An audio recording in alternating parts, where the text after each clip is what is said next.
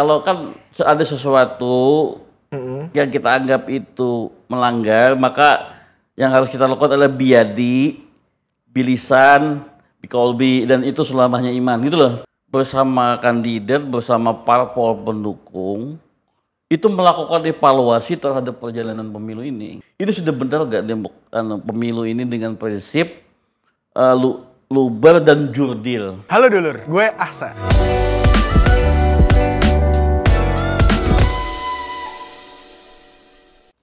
Halo dulur, gue Ahsan. Selamat datang lagi di Think Tank. Gue minum dulu bang ya. Nggak minum juga. Agak aus nih, sebelum kita ngobrol panjang nih. Kalau udah bareng Bang Surya ini pasti ada info indik-indik yang baru nih. Kalau kemarin udah ngomongin soal Prabowo nggak akan lolos putaran kedua. Terus mentalnya udah loyo. Tim ses 02, tim ses bayangan kalau kata abang ya kan. Karena yang aslinya udah keluar gitu kan. Nah ini menarik bang. Kemudian berapa hari ini, 2-3 hari inilah bermunculan suara-suara dari kampus. Ada guru besar UGM ya kan, guru-guru besar UGM, terus UII, terus hari ini ada UI bang.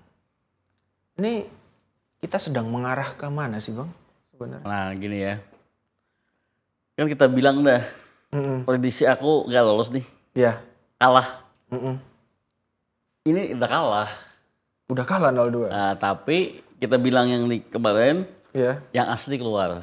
Iya. Nah, yang asli ini keluar, itu tanda kalah kan? Iya, Raja kalau udah maju berarti udah ada tanda kalah. Iya. Tapi keluarnya yang asli ini itu membuat permainan sudah nggak normal lagi. Artinya tidak di dalam rule of the game seperti yang kita analisis itu. Tidak selayaknya pemilu lah ya. Pemilu. Oleh sebab itu hasil di tanggal 14 itu menjadi tidak jelas. Abu-abu semua nih hari ini. Ya kalau kita lihat nanti hari-hari ke depan makin kejepit, ada aja tingkah lakunya yang makin di luar prediksi BMKG. Di luar prediksi BMKG gitu loh. Iya karena nggak mau kalah. Tidak mau mengikuti aturan main lagi. Misalnya kalau mau cuti beneran. Oke. Udah saya mendukung ini, saya cuti. Jadi jurkam lah kemudian. Jadi jurkam, gitu. Gak usah tafsir tipis-tipis begini gitu loh, bermain di wilayah-wilayah yang nggak ada habisnya. Tapi emang kan dia sukanya begitu bang. Presiden kita ini sukanya bermain di wilayah kriptik gitu. Nah di itulah wilayah yang abu-abu gitu. Masalahnya di situ. Nah kalau terus begini gimana? Jadi makin, ya dibilang kalau dia bilang full scale, skala penuh main komponen negara, maka rusak semuanya sudah. Oke, dan inilah yang kemudian ditakutkan oleh para guru besar dari kampus-kampus itu. Nampaknya itu yang ditakutkan. Ada satu fenomena lagi. Gugatan Puan Prestasi si Sabik siapa namanya? Almas kepada Gibran. Ya istilahnya tuh yang dia perjuangin lah. Iya. Aku nggak ngerti, nggak mau baca aku gugatan itu. Tapi dari gugatan itu tuh jelas. Iya. Bahwa gugatan dia tentang usia itu nggak serius. Benar. Nggak serius. Misalnya kan kita menggugat undang-undang itu berniat untuk melakukan perbaikan kepada sistem ketatanegaraan, membuka, katakanlah kalau soal itu membuka kesempatan usia lebih muda. Tapi kan undang-undang itu hanya ditujukan untuk satu orang, bukan untuk banyak orang. Nah mestinya hakim MK itu melihat track record, ada dulu bunyi diseminasi naskah akademik tentang gugatan itu. Jangan asal orang sembarang gugat tiba-tiba kok kabul tuh untuk pelajaran ke depan. Ya harus semua gugatan tuh harus dimunculin dulu perdebatannya, jangan ujuk-ujuk. Nah buktinya ini dia kagak serius ngajuin. Jadi negara ini kan hanya buat main-main tuh. Iya, negara ini jadi kayak apa ya? Mengikuti hasrat keluarga gitu loh, main. Bukan hanya satu keluarga, iya gimana sih? Aneh juga Iya. gitu. Artinya ini nggak serius, artinya lolosnya ini pun dari sesuatu perbuatan yang nggak serius gitu loh. Dan tapi udah sampai sejauh ini. Udah sampai sejauh ini pun masih jauh lagi gitu loh, mau merencanakan macam-macam gitu loh. Nah itu yang masih jauh lagi merencanakan macam-macam ini, kalau yang abang lihat kayak gimana tuh? Ya kelihatan lah sudah nggak mau kalah, ini masuk ini. Terus persoalan, nah ini perlu investigasi. Ada salah satu partai yang benderanya nggak boleh ada, itu kan nggak benar sih itu. Kita mencederai hak. Kalau mau kasih semua bendera, kalau enggak larang semua, tapi by the rule dengan aturan. Lah ini gimana itu? Hanya satu partai ketika si bapak mau kunjungan nggak boleh itu ya. Inilah sudah terjadi parsialitas begini, berpihak yang terlalu dalam. Nah, gimana cara menyikapinya, San? Menurut saya, pasca beberapa hari lagi ini masa kampanye, itu masyarakat sipil bersama kandidat, bersama parpol pendukung, itu melakukan evaluasi terhadap perjalanan pemilu ini. Oke, dari awal masa pendaftaran sampai masa kampanye. Iya, dari proses itu, dari katakanlah dari lolosnya itu sampai ini lakukan evaluasi. Ini sudah benar gak pemilu ini dengan prinsip luber dan jurdil. Nah kalau nggak benar, ini harus di hold dulu pemilu. Oke, tapi kan kalau pemilunya ditunda, kemudian ini apa enggak malah ngenakin status quo, Bang, yang lagi berkuasa?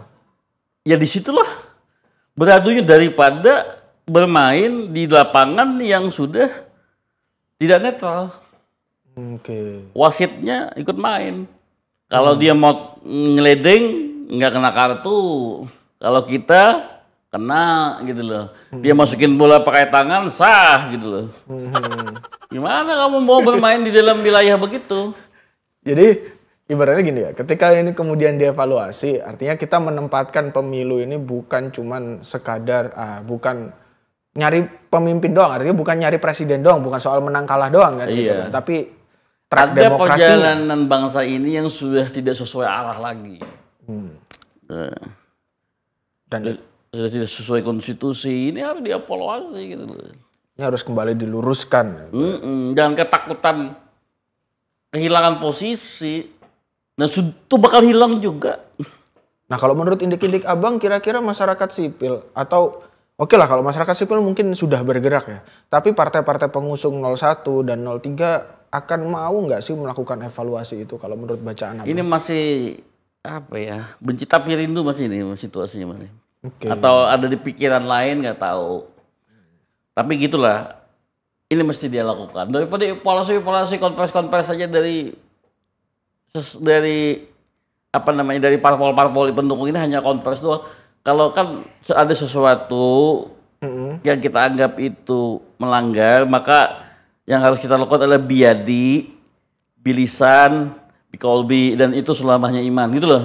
Ya, jadi pakai tangan, pakai mulut, lalu pakai hati yang selamanya iman ya. Kalau kita nih bilisan, kita ngomong begini. Ya, ini lagi ngomong. Tapi kalau parpol yang punya kursi di DPR itu bisa biadi gitu loh. Dengan tangannya harusnya. Bisa dia mengatakan akan mengajukan interpelasi atau apalah, angket atau apa gitu loh tentang perjalanan pemilu ini.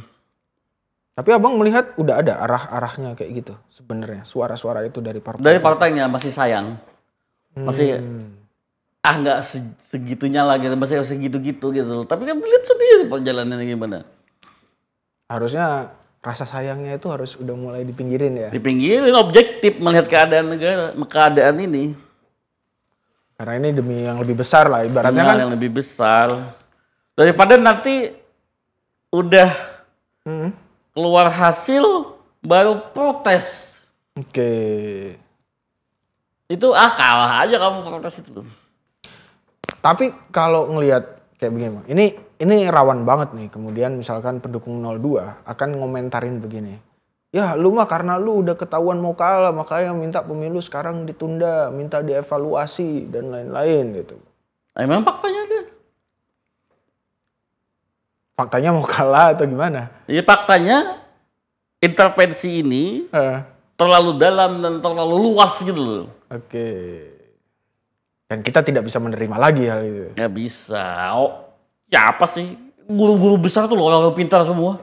Iya. Sudah terpanggil gitu. Berarti mereka melihat gitu loh. Biasanya kan gini ya, guru-guru besar itu kalau kita ngeliat sejarah aja lah ke 98 gitu Bang ya. Pasca cendekia-cendekia itu bicara di kampus-kampus itu, kemudian diikuti oleh gelombang gerakan mahasiswa yang sangat besar dan kemudian menjatuhkan rezim Orde Baru, Soeharto kayak yang kita saksikan. Nah ini dengan guru-guru besar ini udah mulai bergerak, udah mulai bersuara. Kalau menurut Abang, prediksi Abang atau hasil indik-indik Abang gitu dari beragam informasi, kapan? Mungkinkah mahasiswa itu akan mengikuti bergerak kayak 98 dulu? Dan kalau itu terjadi kira-kira kapan? Itu kan hukum alam. Hukum alam. Kalau orang sudah jengkelnya melebihi rasa takutnya, itu orang akan bergerak. Oke. Jadi ancaman laporin di ini, udah habis, jengkel banget, tentu orang juga bakal ketindes, pasti rasanya akan terjadi. Dan ini coba aja, terusin aja ini, pemilu ini akan menjadi bencana kebangsaan, bisa diluka yang bisa nggak sembuh-sembuh, susah rekonsiliasinya. Kalau ini langkah-langkah ini diterusin. Iya. Bentar, ini ngomongin bencana ini harus minum dulu nih. Udah hal yang ngeri banget ya, bencana kebangsaan. Iya, otak. Apa yang hal paling buruk bisa Abang bayangin ketika ini terus berlanjut, terus diteruskan? Jadi basis-basisnya yang dirugikan itu bergejolak. Bisa disintegrasi. Bisa sampai ke arah situ. Nah ini kan berarti kan kalau ngomong disintegrasi itu kan luas banget. Artinya ini basis yang dirugikan ini bukan semata pendukung 0103 dong kalau gitu. Ya 0103 lah katakanlah. Nanti terjadi begitu dia dirugikan. Misalnya udah kelihatan nih dari barat timur itu. Itu yang jelas dulu barat timur itu. Belum lagi yang dimana konsentrasinya itu. Itu bisa horizontal gitu loh. Lama gininya, olok-olokannya begini. Nah, exitnya, rekonsiliasinya gimana? Susah. Rekonsiliasinya ya caranya ya sekarang dulu. Jangan ikutan lagi. Dievaluasi pemilunya, itu cara awal untuk rekonsiliasi lah ya. Artinya kalau sampai ke situ berarti bisa dikatakan apa yang dilakukan atau langkah yang dilakukan Bapak E itu sampai hari ini benar-benar sudah menyulut api yang susah dipadamkan sebenarnya. Bukan, ini sudah nggak dalam sekam lagi, sudah mulai gitu loh. Udah mulai nyamber kemana-mana ya api. Udah potensial untuk membakar rumah gitu. Ada spot-spotnya sudah ada. Spot-spotnya udah ada. Bukan di dalam sekam ya. Kalau di dalam sekam tuh kayak gambut kebakaran dia di bawah gitu. Cuma kelihatan asapnya gitu ya. Ini gitu. Spot bahaya soal ini. Spot-spotnya itu gimana Bang? Misalnya, yang udah kelihatan menurut Abang? Ya ini spot-spotnya bermunculan. Komentar-komentar ini kelas menengah loh, harus balik ke kelas menengah loh ini. Sampai detik ini itu ya. Guru-guru besar apa ini nggak didengerin. Aku khawatir nanti kayak khatamallahu ala qulubihim wa ala sam'ihim wa basarihim gisawatu walahum adzabun azim itu. Dibilangin apapun nggak mau denger. Khatamallahu ala qulubihim, hatinya dikunci. Wal abasar penglihatannya, pendengarannya nggak mau denger orang lagi. Azab aja lagi yang datang. Sampai kapan kita harus melewati transisi masa pemilu itu dengan berdarah? Maksudnya transisi politik lagi berdarah lagi. Ya itu waja'alna min baini aydihim saddam wa min khalfihim saddam faqsana pam la yubsirun. Udah kena dinding dulu. Iya. Ini udah ngutip ayat gue bahaya banget ini. Ayat itu kan bisa dibaca secara historical. Iya, iya. Ayat itu teks yang bisa dilihat oleh siapapun. Ada tanda-tanda itu mengapa ayat itu turun masyarakat itu. Masyarakat yang pemimpinnya atau nggak bisa diperingatkan lagi. Iya, iya, iya. Nah, tadi Abang memulai ini tuh dengan ngomong bahwa Ronaldo udah kalah. Iya, realnya kalah. Buktinya ngapain main kalau menang? Ngapain harus diterabas-terabas itu ya kalau menang gitu. Duduk aja manis itu. Bukannya emang Prabowo lagi duduk manis Bang, nggak keliling-keliling gimana sih? Prabowo. Kan sudah dibicarakan tadi. Iya, iya, iya. Sing asli metu gitu. Sing asli metu. Iya, iya. Nah, tapi dengan sejauh ini kan masa kampanye tinggal bentar lagi ya. Ini akan habis. Tapi kita belum melihat gitu. Kemudian ke arah, kalau misalkan kata Abang tadi itu akan perlu untuk evaluasi dan lain-lain. Itu bisa dimulainya itu kayak gimana? Apakah capresnya langsung yang ngomong gitu? Capres lawan gitu? Partai koalisi, gini loh. Rencana koalisi 01 dan 03 ini koalisi yang masih emosional. Koalisi yang berbasiskan penyatuan suara. Gitu loh. Kenapa koalisinya ini nggak diarahkan ke koalisi yang mendasar dulu? Menuntut hak-hak pemilu itu sesuai pada jalurnya gitu loh. Dan itu bersinergi dengan para guru besar, masyarakat sipil, pemuka agama, itu duduk bareng gitu loh. Udah bener gak ini? Tapi emang mau, kan ada yang bilang gitu kayak di sisi sini sama sisi sini itu juga gak bisa menyatu nih secara ideologi. Bukan soal ideologi. Ideologi apapun kalau mainnya begini kah? Gimana sih? Mau soal ideologi. Makanya gue bilang jangan berada pada level emosi bahwa kita nih sama-sama ditindas. Terpinggirkan gitu loh. Ya. Tapi hal yang konkret gitu loh pembicaraannya ini. Soal ini jurdil gak? Soal kalah menang kan biasa aja. Namanya permainan. Ya. Rakyat lebih suka memilih kamu daripada memilih aku. Program kamu lebih diterima. Ya sudah kita terima aja. Saya pemilih. Itu kan maunya demokrasi.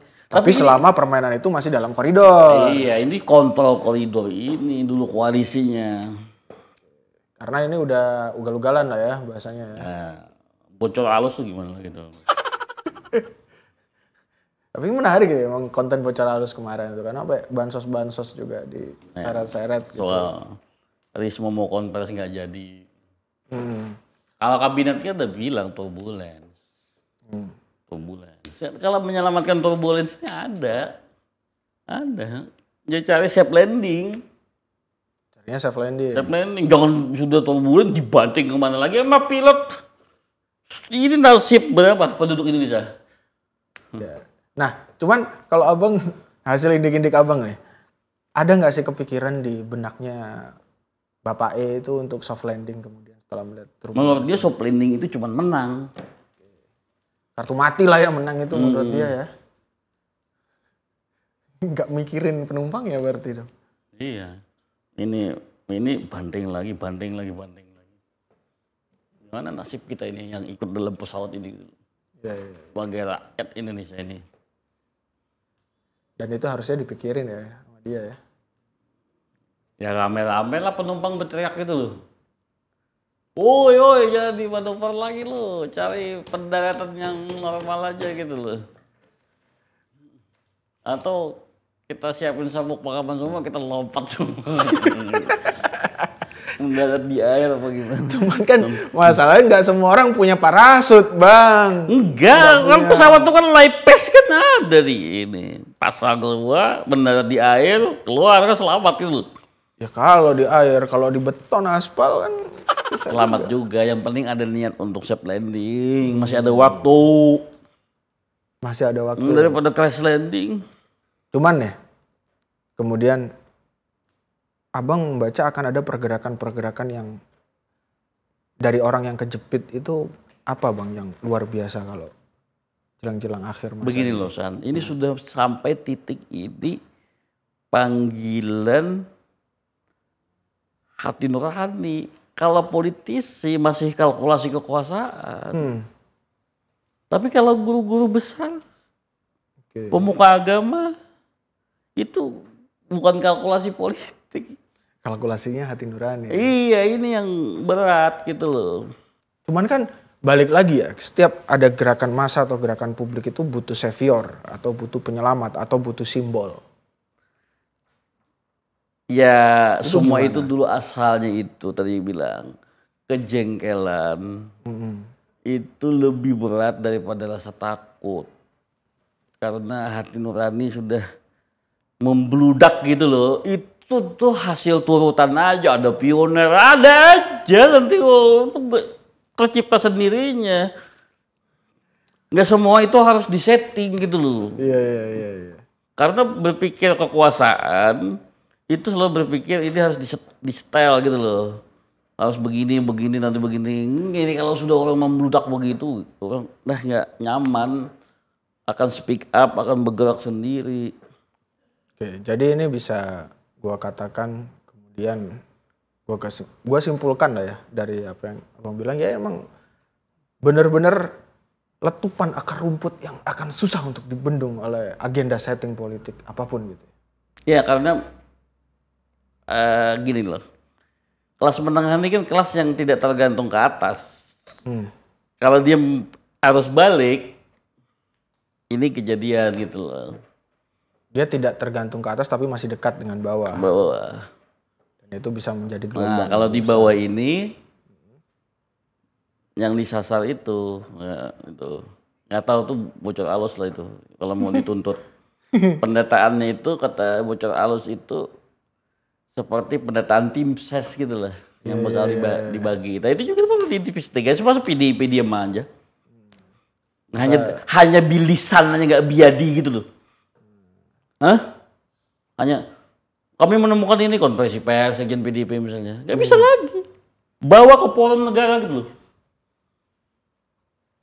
Itu yang harus dilakukan. Jadi kita nunggu lah ya evaluasi itu ya. Iya, kan keanalisasi kan. Analisasinya disalurkan lewat saluran resmi. Guru besar sudah ngomong begitu, dia partai-partai mengalami, jadi disuarakan di forumnya itu gitu, di DPR MPR itu disuarakan. Nah kalau itu tersumbat juga ini yang bisa menjadi people power. Ini nih kalau udah ngomong people power ini sejarah mencatat seorang Marcos aja jatuh gara-gara power. Marcos Soeharto hebat banget loh, nggak ada hebat. Soeharto kita ini kan merasakan ya, 97 kan ikut pemilu, masih Madre Alia waktu itu, gegap gempita banget Golkar gitu. Tahun depan dia jatuh. Jangan main-main gitu loh soal begini. Jangan kira bisa ngenggam semua. Susah ya. Terus ya bisa. Oke Bang, thank you Bang udah bagi indik-indik lagi buat kita. Ini tinggal masa evaluasi, kemudian evaluasi ya tadi kuncinya ya. Evaluasi. Setelah di masa tenang ya berarti sebelum coblosan ya. Ini mau dilanjut atau enggak nih gitu kan. Iya. Ini kerusakan ini mau dilanjut atau enggak gitu ya. Iya. Kita mau diam atau ngapain bergerak? main di dalam lapangan yang Kotor ya. yang kan Bawaslu. Bawaslu bisa menindak apa? Iya. Jangan bisa. Ini beneran menarik ini. Oke, thank you dulur. Sampai jumpa di Think Tank selanjutnya.